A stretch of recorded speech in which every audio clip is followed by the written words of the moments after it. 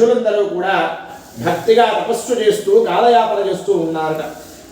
అదే సమయమున ముని శ్రేష్ఠుడైన వేదవ్యాస మహాముని శిష్యుడైన సూత మహాముని వారు ఆ నైమిషారణ్యానికి వేచేసి ఉన్నారట.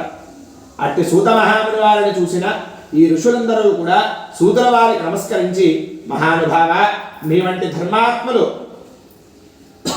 మా ఈ అరణ్య ప్రవేశం చేత మేము చాలా ధన్యత చెందామయ్యా, రండి మా ఆతిథ్యాన్ని స్వీకరించండి అని చెప్పి ఈ ఋషులందరూ కూడా సూతుల వారిని ఎంతో ప్రార్థన పూర్వకంగా అతిథి మర్యాదలన్నీ కూడా చేసుకున్న వారై భక్తితో సేవించి ఉన్నారట.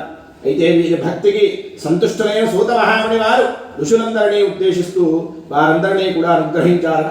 అప్పుడు సూత మహాముని వారిని చూసి ఈ ఋషులందరూ కూడా ఇట్లా అంటున్నారట, మహానుభావ, మాకెప్పుడెప్పుడు ధర్మ సంకటాలు ఏర్పడితే అప్పుడప్పుడు మీ వంటి వారి దర్శన భాగ్యం చేత ఆ ధర్మ సంకటములన్నీ కూడా నెరవేరుతూ ఉన్నాయ్యా.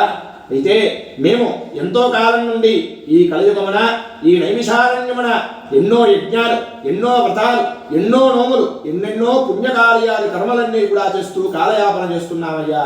కానీ ఈ భూలోకంలో కలిపురుషుడి యొక్క ప్రభావం చేత, కలియుగ ధర్మ ప్రకారం చేత జనులందరూ కూడా అనేక రకాల కష్టాలతో, దారిద్ర్యాలతో, అభాగ్యాలతో, అనేక రకాల సమస్యలతో బాధపడుతూ ఉన్నారయ్యా.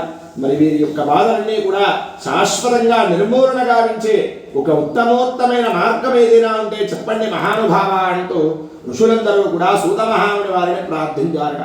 అప్పుడు సూత మహాముని వారు సంతుష్టులైన వారి, మునులారా, లేకేమయ్యా, ఒక చక్కటి మార్గం ఉన్నది, ఆ మార్గదాన్ని నేను సావధాన చిత్తున్నే చెబుతాను, శ్రద్ధతో వినండి అని చెప్పి ఈ సత్యనారాయణ వృత్తాంతమంతా కూడా సూత మహాముని వారు ఇట్లా చెబుతున్నారట. ఓరి ఋషులారా, పూర్వకాలమున నారదమునీంద్రుల వారు 14 లోకాలు యాత్ర చేద్దామని వెళ్ళారయ్యా. అతల, వితల, సుతల, తలాతల, రసాతల, మహాతల, పాతాల, భూర్లోక, భువర్లోక, సువర్లోక, మహర్లోక, జనోలోక, తపోలోక, సత్యలోకాలు 14 లోకాలు యాత్ర చేస్తూ వెళుతూ ఉండగా మార్గ మధ్యంలో భూలోకానికి చేరుకున్నారయ్యా.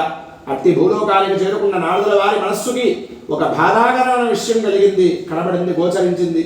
ఏమిటయ్యా అంటే, ప్రజలందరూ కూడా భగవత్ చింతన లేకుండా, భగవత్ నామాన్ని చెప్పకుండా, భగవత్ స్మరణ లేకుండా అర్థం వికుంఠానికి వచ్చారయ్యా, ఒక్కసారి ఆ యోగనిద్రను విడిచిపెట్టి నన్ను అనుగ్రహింపు స్వామి అంటూ నారదుల వారు ఎంతో భక్తితో శ్రీమన్నారాయణుడికి ప్రార్థించారట. అప్పుడు నారాయణుల వారు ఆ యోగనిద్రను విడిచిపెట్టి, ఏమి నారద, నీవు వైకుంఠానికి రావడానికి గల కారణం ఏమిటయ్యా అని అడుగుతారట స్వామి. అడిగేసరికి నారదుడు మందహాసంతో, స్వామి, నేనెందుకు వచ్చానో నాకన్నా ముందే గ్రహించే శక్తి గలవాడివి, అయినప్పటికీ నన్ను అడుగుతున్నావు కాబట్టి చెబుతాను విను. ఇప్పుడే 14 లోకములో కూడా యాత్ర చేసి వస్తున్నానయ్యా. అన్ని లోకములు కూడా నీ అనుగ్రహం వల్ల చాలా చక్కగా ప్రశాంతంగా పరిపాలింపబడుతున్నాయి.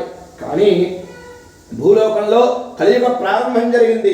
కలిపురుషుడి యొక్క ప్రభావం చేత మనుష్యులందరూ కూడా దుఃఖదారిద్ర్యాలతో బాధపడుతున్నారయ్యా. మరి వారి బాధలన్నీ కూడా తొలగించే మార్గమేదైనా నువ్వు చెబుతావని నీ చెంత చేరాన ప్రభు అంటూ ఆ నారదుల వారు చెప్పగా శ్రీహరి మందహాసంతో చెబుతున్నారట. లేకేమయ్యా నరధ, ఒక చక్కటి మార్గం ఉన్నది, దానినే సత్యనారాయణ వ్రతం అంటారు. ఎవరైతే భక్తి శ్రద్ధలతో నా యొక్క ఈ వ్రతాన్ని ఆచరిస్తారో వాళ్ళు బ్రతికున్నంత కాలము నా సంరక్షణ చేత 10 కాలాలు సుఖంగా బ్రతికి మరణానంతరము నన్ను చేరుకునే పంచాండ మోక్షాన్ని పొందుతారు అని చెప్పి స్వామి చెబుతారట. ఓ ప్రభో, ఇట్టి వ్రతం ఎలా చేయాలి, ఈ వ్రతం చేసే విధి విధానములు కూడా